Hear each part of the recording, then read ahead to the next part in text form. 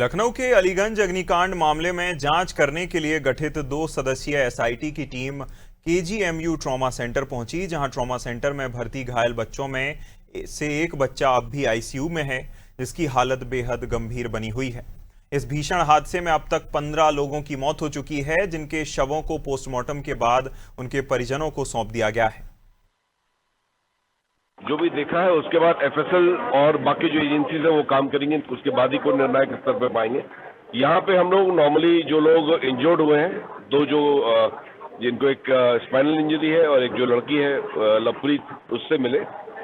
उसके अलावा जिन लोग को माइनर इंजरीज थे जो रिलीव हो रहे हैं उनसे मिले, उनसे सारी कुछ जानकारी ली गई कि कैसा वर्क कर रहे थे वो लोग, क्या क्या प्रिकॉशंस था, किस प्रकार का उनका काम है, उस दौरान क्या हुआ, ये सब बातें हुई हैं। इसको हम लोग सब कुछ अपने रिपोर्ट में समाहित करेंगे, ठीक है। तो अभी उसी पे काम कर रहे हैं अभी, और पूछताछ होगी सभी स्टेक होल्डर्स से। जो एक विशेष जांच दल का गठन हुआ था, उस परिप्रेक्ष्य में हम लोगों ने घटनास्थल का निरीक्षण किया है।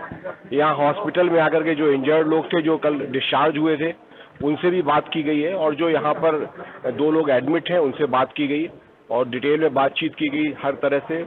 और इसके सभी डायमेंशंस पे हम लोग काम कर रहे हैं, जैसा कि निर्देश मिला है कि सभी पहलुओं पर जांच करनी है। तो सभी पहलुओं पर गहराई से जांच करके सभी जितने भी हमारे इसमें लोग हैं, खास तौर से चाहे कोई विभाग के हों चाहे वो प्राइवेट, सभी लोगों के संबंध में डिटेल बातचीत करके तह तक पहुंचा जाएगा। कि अलीगंज अग्निकांड में जिस तरीके से तमाम बच्चे हताहत हुए थे, उसमें से कम 24 बच्चे थे, जिनमें से 15 बच्चों की मौत हो गई थी और 9 बच्चों को यहाँ पर यानी कि केजीएमयू के ट्रॉमा सेंटर में एडमिट किया गया था, यानी भर्ती किया गया था, जिनमें से तमाम उन बच्चों की अब हालत स्थिर बताई जा रही है। उन 9 बच्चों में से 7 बच्चे जो हैं यहाँ से डिस्चार्ज किए जा चुके हैं, जिनके परिवार के लोग यहाँ पहुंचे थे, उनको यहाँ से लेके जाया जा चुका है। फिलहाल 2 बच्चों का नाम जो खुलकर सामने आ रहा है, उसमें लवप्रीत हैं और यशवंत हैं। लवप्रीत दिल्ली से ताल्लुक रखती हैं और यशवंत भी लखनऊ के ही पास जिले से ताल्लुक रखते हैं। वो दोनों जो हैं इस समय ट्रॉमा सेंटर के अंदर हैं।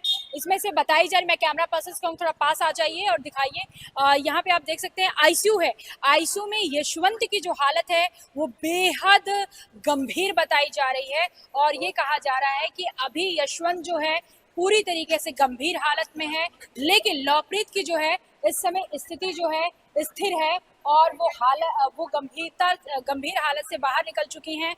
अब माना जा रहा है कि लवप्रीत को यहाँ से डिस्चार्ज कर दिया जाएगा, लेकिन यशवंत जो हैं अभी भी डॉक्टरों के निगरानी में रहेंगे, क्योंकि लगातार वो आईसीयू में बने हुए हैं। उनके परिजन अंदर हैं, मीडिया से फिलहाल अभी बातचीत नहीं कर पाएंगे वो। हालांकि यहाँ पे तमाम गतिविधियां हुई। अभी कुछ ही देर पहले एसआईटी की भी टीम यहाँ पहुंची थी, जहाँ पे जांच पड़ताल की, परिजनों से बातचीत के बीच में जो साक्ष्य उसे लगा, जो अहम सबूत लगे, उसको भी अपने पास इकट्ठा किया, क्योंकि कहा जा रहा है हादसा जो ये हुआ इसे ना होने से रोका जा सकता था अगर वहां पे तमाम अग्नि सुरक्षा का कोई इंतजाम होता। क्योंकि जो दीवारों की तस्वीर आई कि कैसे पुलिसकर्मी दीवार तोड़ते नजर आए थे, कि कैसे वहां से बच्चे का निकाला जाए, तो वो जो कीमती समय था उसको कहीं ना कहीं बचाया जा सकता था। वो कीमती समय